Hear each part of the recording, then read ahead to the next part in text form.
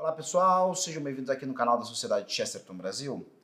E vocês sabem, tá? Sejam todos muito bem-vindos, não deixem de curtir o vídeo, compartilhar com quem vocês sabem que gostam.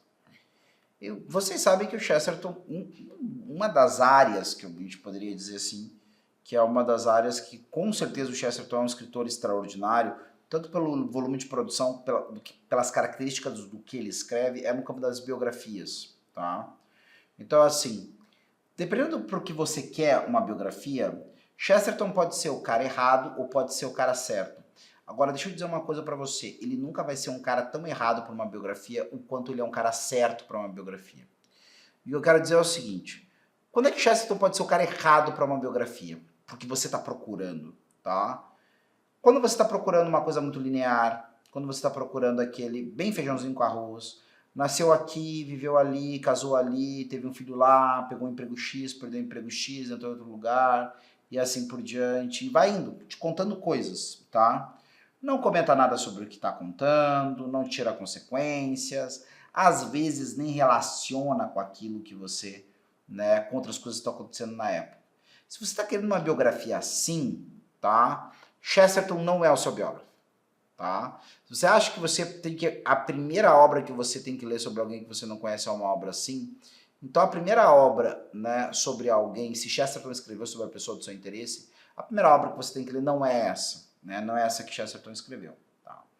Agora isso. Agora, vamos combinar?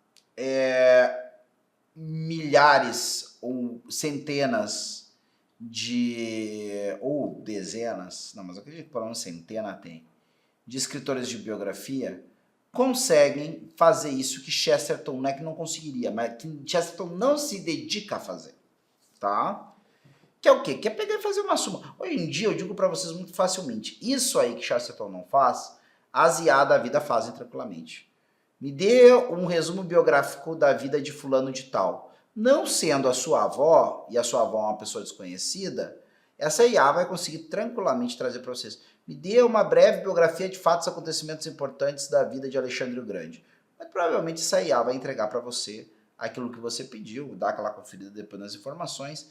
A gente sabe que às vezes as IA completam coisa inventada, aquilo que não, elas não encontram, tá? Mas vai dar conta do recado, certo?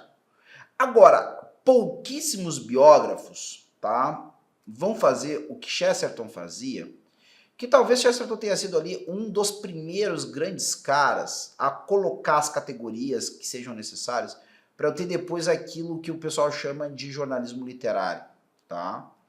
Então a gente tem grandes nomes, né, desse gênero, certo? Para citar alguns, Gay Talese ou Truman Capote, tá? Mas isso aqui não se atenham muito, né, a questão, eu falo porque me ajuda a me organizar, mas também essas referências aí depois vocês perfeitamente, se interessou, parem o vídeo ali, esperem para, né, ah não, é isso que ele falou e tudo mais, tá? Mas é só para me organizar mesmo, né? Mas de toda forma o que acontece é que Chesterton vai pegar e vai te comentar quais são as consequências em diversas áreas da vida daquele cara. Então quando ele pega, e aí é o exemplo que eu exaustivamente cito, que é a biografia de Santo Tomás, um dos caras mais legais e um dos caras mais capazes de lidar, né, com o conhecimento do mundo medieval e, sobretudo, do conhecimento escolástico e tomístico, tá, de São Tomás de Aquino, né, a escolástica é essa grande escola filosófica da Idade Média, vou chamar assim, é a filosofia da Idade Média, pelo menos, né, dessa Idade Média, né, segunda metade ou da Baixa Idade Média, né. Gente, vamos entender uma coisa, tá? A Baixa Idade Média não quer dizer que a Idade Média é decadente, certo? Decadência do período medieval é uma coisa. A Baixa Idade Média por quê? A Alta Idade Média porque vocês têm que imaginar que a Idade Média, quando se fala isso, é como se fosse um rio. Um rio tem uma nascente. A nascente é sempre num lugar elevado. Porque o rio precisa descer até a sua foz, até o seu, né? Aí você tem a Alta Idade Média, que é o alto do monte da Idade Média, certo? E aí essa água vai descendo até a Baixa Idade Média, onde ela vai desaguar depois na Idade Moderna, vamos chamar assim, pensar esse negócio. Então é por isso que eu falo da fase final, né, da Idade Média como a Baixa Idade Média, certo? Por causa que é o desenvolvimento, como se fosse um rio que fluísse, né, para, né, uma água maior, tá bem? Então, Rodrigo, tem a Idade Média decadente? Claro que tem, tá? Mas não é toda a Baixa Idade Média que significa Idade Média decadente, tá, pessoal? Então esse que é o grande ponto. De toda forma, certo? O que nos interessa aqui é o seguinte. Essa escolástica é a forma própria de pensamento filosófico desse período, tá? Né? E São Tomás de Aquino é o maior de todos os escolásticos. E Etienne Gilson conheceu, né, um dos caras que escrevem com maior qualidade, na minha opinião, inclusive. Não vou chamar ele de vulgarizador, né? O que é o vulgarizador? O cara que populariza, certo? A gente pega esses livros, às vezes, aí de história, mas que, na verdade, o autor muitas vezes é jornalista, tá? E ele está mais preocupado em comunicar de uma maneira interessante os eventos históricos do que ficar lidando muito com rigor acadêmico, cotejando teorias, assim por diante, tá? Ele vai seguir ali mais ou menos aquilo que é uma receita de bolo, que todo mundo mais ou menos fala sobre aquele período, talvez traga uma ou outra informação um pouco extraordinária, mas o negócio é muita narrativa, é narrar para você de um jeito interessante, certo? Então, assim, não é, vou dizer que Etienne Gilson faz isso com filosofia medieval ou teologia medieval, tá? Mas ele explica de uma maneira muito bacana para a pessoa que foi bem alfabetizada conseguir entender, certo? E usufruir, certo? É isso. Rodrigo, fui bem alfabetizado. Foi bem alfabetizado? Leu uma média bacana de livros aí por ano, tem alguma intimidade com leitura, né? Tá acostumado a pensar alguma coisa sobre as coisas. Não, Etienne Gilson vai ajudar você bastante, tá? Esse cara, que era um grande especialista, vai dizer que Chesterton escreveu a biografia que ele queria ter escrito, ou que os tomistas queriam ter escrito. O que isso quer dizer para quem... isso quer dizer para nossa conversa? Chesterton escreve algo que vai dar conta, tá, de gente com um altíssimo nível de compreensão de um assunto. Só que se você também, assim como eu disse do Etienne Gilson, foi alfabetizado direitinho, e você tiver alguma paciência, porque isso é uma coisa também muito problemática, as pessoas não têm torque na vida, né? Elas querem pegar um texto de uma matéria que elas nunca trataram antes, ou trataram pouco. Elas querem pegar um texto com uma qualidade extraordinária, que sempre vai significar não ser qualquer coisa compreensível, né, de maneira tão barbada assim. E elas querem já arrancar, já lendo, entendendo tudo, já não tendo um ponta solta, não ter nada. Não é assim que funciona. Um texto de qualidade, via de regra, vai exigir de você e vai exigir mais de uma leitura, tá? Para você pegar o que tem para se pegar da maioria desse texto, certo? Então Chesterton é um cara que é acessível para quem foi alfabetizado de direito. Rodrigo, o que é ser alfabetizado de direito? Tá? Gente, não é nada do outro mundo, certo? Tem muita gente aí se dizendo analfabeto funcional, nem tem ideia do que significa isso, certo?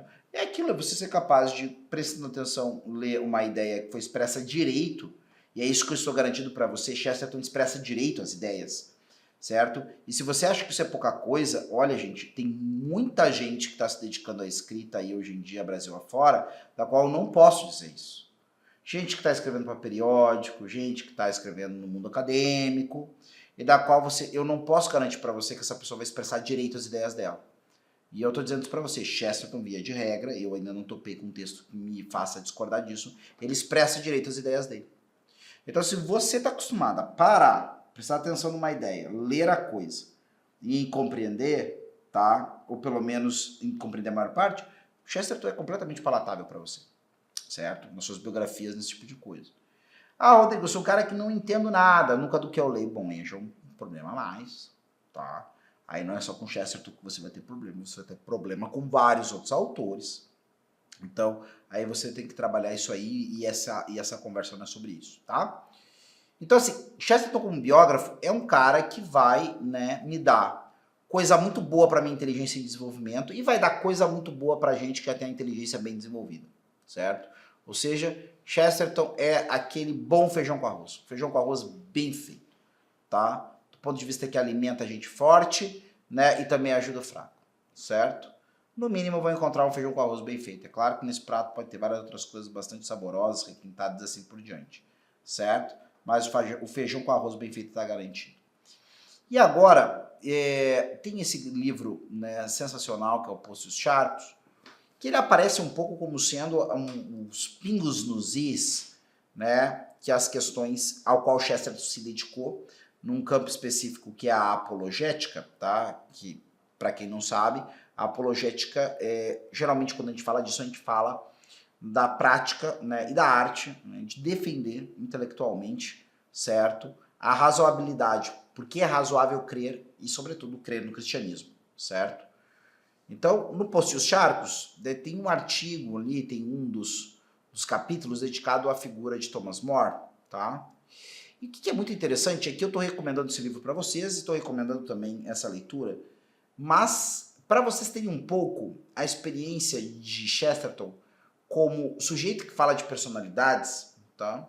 E é um artigo, claro, curto, né? É um capítulo dentro de um livro maior. Então eu já estou recomendando o livro aqui para você. Não deixe de ir lá na página do Instituto Hugo de São Vítor, vai estar lá a nossa livraria, e ali também ali vai estar os livros de Chesterton, tá? E ali no Poço e os Charcos é interessante olhar ele falando de Thomas More, porque eles compartilham uma coisa muito interessante. Né? Ambos são londrinos, né? Thomas More, pelo que eu compreendo, nasceu propriamente naquilo que hoje o pessoal conhece como a City de Londres, tá? É um núcleo da cidade de Londres, né? Praticamente é o centro de Londres, mas é algo ainda mais nuclear do que um centro, tá? Aonde está, em grande parte, aquilo que antigamente era o acampamento romano, ou a cidade romana da dominação do imperador Cláudio César, né? Nos primeiros, acho que lá pelo ano 44 depois de Cristo, está bem? Então, ali, o local onde os romanos se localizaram, né, fizeram o seu castro, fizeram o seu acampamento, depois aquilo vai dar, né, origem a um aldeamento e assim por diante. Provavelmente já havia presença humana naquele local, algumas coisas assim. Tá? Às margens do rio Tâmisa, né, vai a cidade de Londinium, que depois vai virar, né, a Londres, né, que nós conhecemos, tá bem? Então é isso aí. E mas Chesterton não nasce nesse lugar, ele nasce ali nas proximidades, certo? Não é tão longe desse lugar que eu estou falando, mas é nas proximidades, né, desse local que eu cito agora, tá bem? Então, Chesterton é um londrino, né, e um homem que tem muita consciência acerca da tradição própria de Londres, né? Londres é uma cidade com alto nível de autonomia. Londres, né, ou melhor, a City de Londres é um dos únicos locais, se não o único local, que não está sob jurisdição do parlamento britânico, se eu não me engano, certo? Ela responde diretamente à rainha, através de um conselho de guildas, tá? Que tem como seu representante, né, o Lord Mayor, né, o Lord Prefeito, que não é o prefeito da cidade de Londres toda. Ele não é eleito, ele é indicado, né, pelo gabinete de Sua Majestade, e responde diretamente ao rei como alguém que responde como se fosse uma cidade respondendo a um lord, né, um senhor feudal, alguém assim, tá? Esse, né, circuito da cidade, assim, né, esse pequeno trecho. E você tem então o Chesterton, que é um londrino da gema, vamos chamar assim, falando, né, de um outro cara que é um londrino da gema também. E você percebe, lendo esse artigo, que é interessante como essa alma católica e londrina de Chesterton vai se identificando com o espírito propriamente do Thomas More. Sobretudo se nós pararmos para pensar primeiramente que o More é um cara que ele gosta, né, de colocar parábolas, exemplos desse tipo de coisa para expressar o que ele achava interessante. E ele é um cara dado, né, à brincadeira, né, à piada, à ironia, mas uma ironia, né, muito fina, uma ironia que não perdia a caridade, certo? Vou dar um exemplo para vocês. Thomas More era o tipo de cara que, uma vez que, num debate do parlamento, ali era, né, o primeiro-ministro do rei, o chanceler, o cardeal Wolsey. Aí o Wolsey é um cara que ele era um sujeito que não deixava de aproveitar oportunidades, né? Como prelado, como bispo, como cardeal, era um excelente político, né? Ou ainda um bom político, né? Excelente, talvez não seja um elogio exagerado. Mas para dizer para vocês que ele estava, dá a entender que ele estava muito mais preocupado com as questões de Estado do que as questões das almas, né? E aí, claro, numa dessas situações onde o cardeal Wolsey está querendo ali ganhar vantagens, tem um filme que eu recomendo para vocês vivamente, né? Que é com, acho que é quem faz a Ana Bolena é a Viviane Bujold, que é uma atriz famosa francesa da década de 60. E o Henrique VIII é um outro ator famoso também. Não sei se é o Richard Burton. É um ator famoso desses, né? Não é o Charlton Heston, mas é um desses atores assim, dessa geração. que é o Ana dos Mil Dias. Então ele tenta olhar as coisas sobre a ótica da Ana Bolena, né? E tem uma hora que a Ana, que tinha no filme, né? A Ana do filme tem o Cardeal User como uma espécie de inimigo, de gente que ela não trazia bem. Ela disse que vai para colocar o Cardeal numa situação complicada, né? Ela disse que fez uma brincadeira com as suas amas. Quem era o homem mais rico da Europa? Ou melhor, o homem mais rico da Inglaterra? E aí ela disse que a brincadeira corre assim, ela diz assim, claro que evidentemente que eu disse que o homem mais rico da Inglaterra era meu senhor o rei, mas aí as minhas criadas, então, né, me lembraram que o cardeal Wolsey, ele é bispo de tal lugar, e isso lhe dá as rendas de não sei aonde. E ele também é bispo de não sei o que lhe dá as rendas de não sei o que. E ele também tem sobre a sua possessão o castelo tal e as posses de tal lugar. E aí ela vai compondo um inventário do que o cardeal Wolsey ganha, né, como tanto servidor do rei, por isso colocado em diversas responsabilidades que tinham seus rendimentos, como também prelado. E isso realmente dava, e aí o rei Henrique VIII vai fazendo as suas contas, vai percebendo que o seu chanceler, ao fim e ao cabo, é mais rico que ele, ou perto disso, né? Então você tem esse sujeito. E é claro que Thomas More, que é um santo, né, e um mártir, além de um homem competentíssimo, muito competente na área dele, certo? Ele, inclusive, ele acaba, imaginem que ele era o juiz do principal tribunal de apelação dos pobres da Inglaterra. Então, ele consegue julgar todos os casos, inclusive fazendo hora extra na própria casa, recebendo as pessoas, certo? Que moravam dentro da localidade da paróquia dele, e já, né, despachando da própria casa dele, né? Então ele faz um esforço desse. E dizem que é coisa que nunca se viu na história da Inglaterra, nem antes nem depois de Thomas More.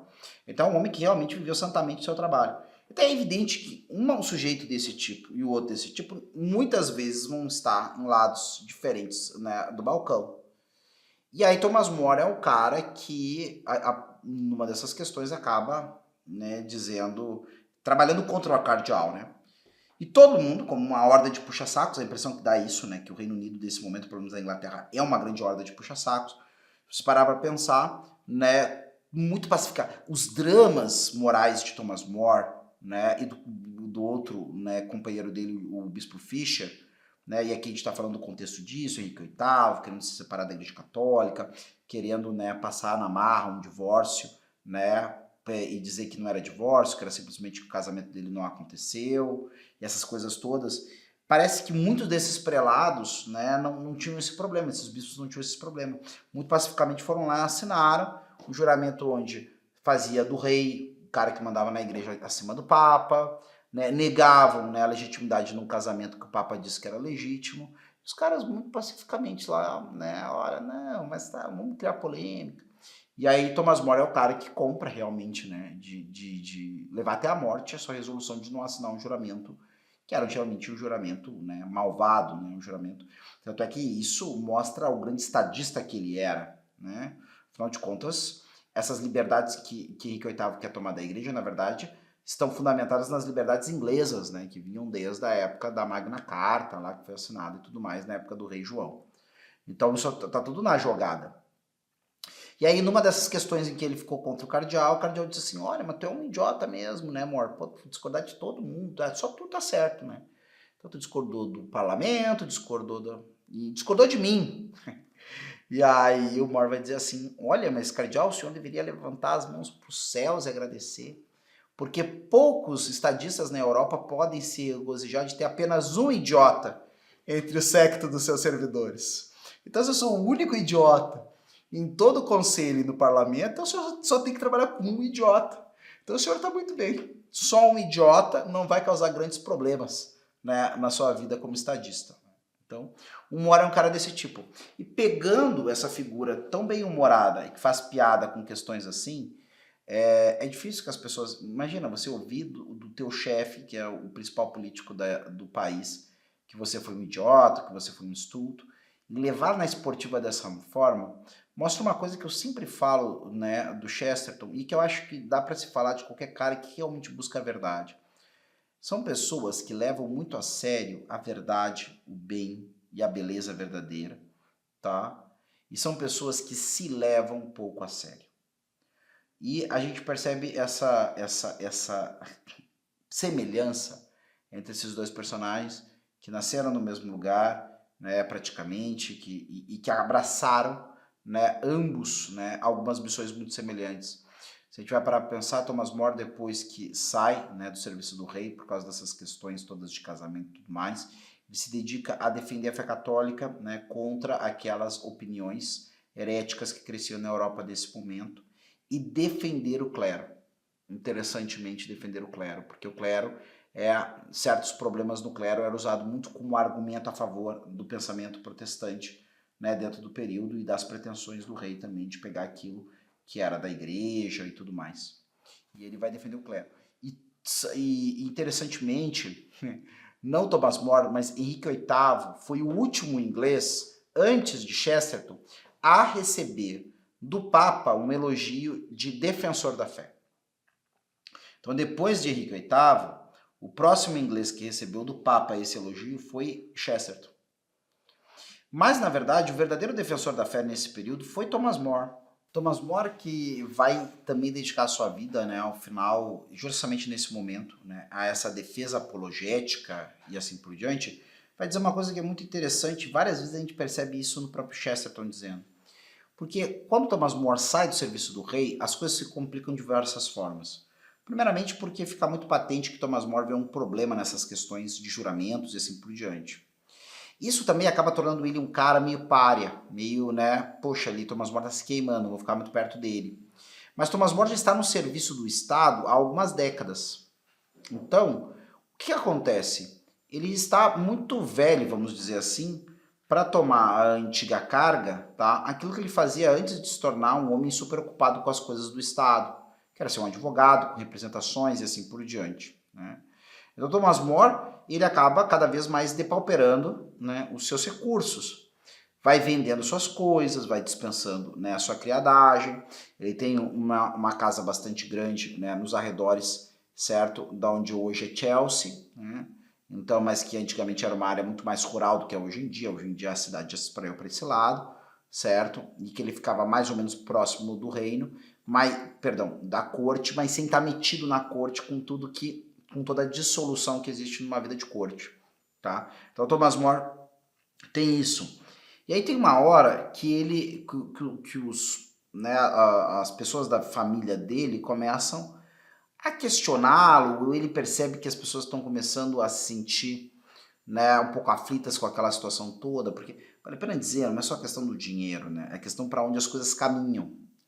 E Thomas More, assim como seus parentes, percebe assim que o rei não vai deixar Thomas More viver a vida dele em paz, né, sem que ele, né, preste o juramento àquilo que Henrique VIII está fazendo. Afinal de contas, ele é um homem respeitado em todo o país, ele é muito respeitado pelo povo, por causa da sua misericórdia. Thomas More não era simplesmente um homem que se dedicava profundamente a atender, como era o seu dever, os pobres da melhor maneira possível, como juiz. Ele fazia obras de misericórdia, visitava os pobres da sua paróquia e assim por diante. Quando eu falo paróquia, gente, eu falo com circunscrição de território, não somente paróquia religiosa, né, e assim por diante. Isso é um território, como se fosse um pouco mais do que um bairro, um distrito, algo assim, né. Então ele é um cara muito bom. Então, assim, é o único nobre, né, ou melhor, o único cara de relevo. Ele era nobre em algum grau, era um cavaleiro, isso é baixa nobreza, né, até um degrau abaixo que é escudeiro ainda é nobreza, mas, né, do grau mais baixo. Ele foi um cara relevante do país que não foi no casamento do rei. Então é evidente, está se armando ali todo um contexto, que é um contexto, evidentemente, que vai acabar, a coisa vai se complicar em algum momento. Mas Thomas More diz assim, olha meus filhos, e falando para a família dele, né? Olha, no caso, se mais nada não restar, o importante é que nós vamos juntos, né? O importante é estar junto. A gente vai alegremente juntos pedir esmola nas ruas. Ou cantar pelas casas em troca de alguns tostões. Gente, olha o que é o desprendimento do cara. O cara foi, para vocês terem uma ideia do que seria ser hoje em dia o Thomas More, é ser presidente do Congresso Nacional, ser presidente do, né, sei lá, uma grande representação de uma das casas ou de todas as casas, né? O cara que representa, né, a presidência das duas casas, né, o Senado, o Congresso Nacional, o cara que é o cara do Congresso Nacional, o cara que é o primeiro cara, depois do presidente junto, né, ou o primeiro cara do legislativo, né, entre os representantes eleitos do povo, né, deputados e senadores. Então ele é o primeiro cara entre esses caras. É um cargo enorme, certo? Gente com muito menos, né, relevo já consegue muitas coisas, né? Já tem um padrão de vida meio nababesco, inclusive hoje em dia a gente tem muitas coisas acerca disso no Brasil. Mas você imagina, esse cara é um cara que está dizendo que para manter a sua consciência íntegra, esse cara está pronto a sair desse lugar, né, para ir pedir esmola na rua, né, cantar umas coisinhas ali, o pessoal dá uns trocados por pena. E é claro, a gente vai ter a figura do Chesterton, guardada as devidas proporções. A gente sabe também que esqueceu muito de si mesmo e da busca de poder, fortuna, essas coisas, para se manter dentro dessa missão que ele sabia que tinha, que era a defesa da verdade, que era dar a verdade ao seu país, certo? Então, cruza essas duas personalidades para falar que Chesterton fala de Thomas More, né, no Poço dos Charcos, de algum lugar de proximidade desse grande cara, tá? Desse grande santo, desse grande mártir. E aí isso é uma das coisas que nós tiramos de um fruto enorme que está presente nesse livro, nos vários capítulos que ele possui, sobre vários temas, não só sobre personalidades, mas sobre questões das mais diversas que envolvem, né, a prática apologética, né, de Chesterton, que é algo que com certeza Thomas More e eles compartilhavam. E para quem não sabe, é exatamente isso, né, que eu tinha relatado antes. Quando morre Chesterton, certo, em 1976, o Papa Pio XI envia então um telegrama, né, a Francis, certo, falando, né, dele nesse tom elogioso, nesse tom de falar dele como um verdadeiro filho da igreja, como um defensor da fé. O próprio Chesterton também compartilha uma outra coisa, que ele não era cavaleiro do reino, né, como era o Thomas More. Porém, ele era de fato cavaleiro de uma ordem equestre, que apesar de não ser tão antiga como a Ordem da Jarreteira da Vida e assim por diante, era a Ordem de Cavalaria do Vaticano. Então, ele era cavaleiro da Ordem de São Gregório Magno, né? Isso era uma ordem de cavalaria, o Chesterton era cavaleiro dessa ordem. Então, na verdade, também nisso, ele está junto com More, né? Como um também cavaleiro, também apologista, também um homem que não se levou a sério em vários momentos, mas levava muito sério as coisas, né, sérias, as coisas que realmente valem a pena, e dois grandes patriotas, né?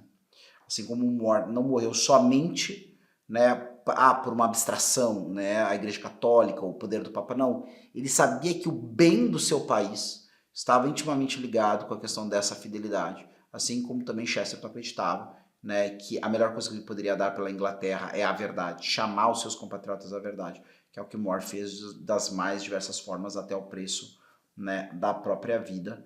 E, em grande parte, minha concepção é que eles, tanto Chesterton como More, não estavam, né, errados, né, em temer aquilo, né, que eles temiam, porque, de fato, muitas das coisas que Thomas More previa que aconteceria, né, de ruim, por causa daquilo que estava se dando naquele momento, de fato aconteceu, certo? E a nossa tendência é olhar certos desenvolvimentos que houveram na Inglaterra em termos, né, de economia, infraestrutura, essas coisas, como algo que não teria acontecido se a Inglaterra não tivesse se tornado protestante. Né? Essas relações são relações frutos em grande parte de uma propaganda que pretende, né, apresentar esse tipo de coisa, certo? Outra coisa muito diferente é pensar, né, numa Inglaterra dependente dentro da esfera de influência, né, da Espanha, tá? Isso é outra coisa. Você precisa de maneira de confundir as coisas, né? Influência espanhola e catolicismo, tá? Inclusive, né, a Inglaterra permanecendo católica e indo por um caminho autônomo poderia, né, ter legado à história uma outra forma, certo, de catolicismo durante o período da Reforma, que talvez fosse a forma que privilegiaria o combate intelectual, que era o grande negócio do Thomas More, certo, ao invés da questão meramente dos elementos de contra-reforma, né, especialmente com a forma de inquisição que se apresentou na Espanha, tá? Ainda que a reforma católica também existiu, não foi só contra a reforma, foi também reforma católica, várias outras coisas propostas aconteceram ali, certo? Então isso. E por outro lado, tá? Chesterton também. Muitas coisas que Chesterton vislumbrou, né, durante seu período de atuação, escrita e reflexão, acabaram se mostrando, né, medos fundados, né, e verdades realmente que não eram simplesmente coisas da cabeça de Chesterton, mas que eram coisas verdadeiras, e que de fato os processos que ele preconizava que levariam, né, a lugares dramáticos do ponto de vista moral, social e assim por diante, parecem que se confirmam cada vez mais. Bom, eu vou ficando por aqui, convido vocês a se informarem e comprarem e lerem, né, o Poços Sharp, que está à disposição também na nossa livraria virtual. Não deixe de, né, visitar a nossa livraria virtual, tá, e se interarem ali de todas as ofertas, né, tanto das publicações da Sociedade de Chesterton Brasil como das demais publicações do Instituto Hugo de São Vítor. Se você gostou desse vídeo, não deixe de curtir, compartilhar com quem você gosta e se inscrever no canal. Até a próxima.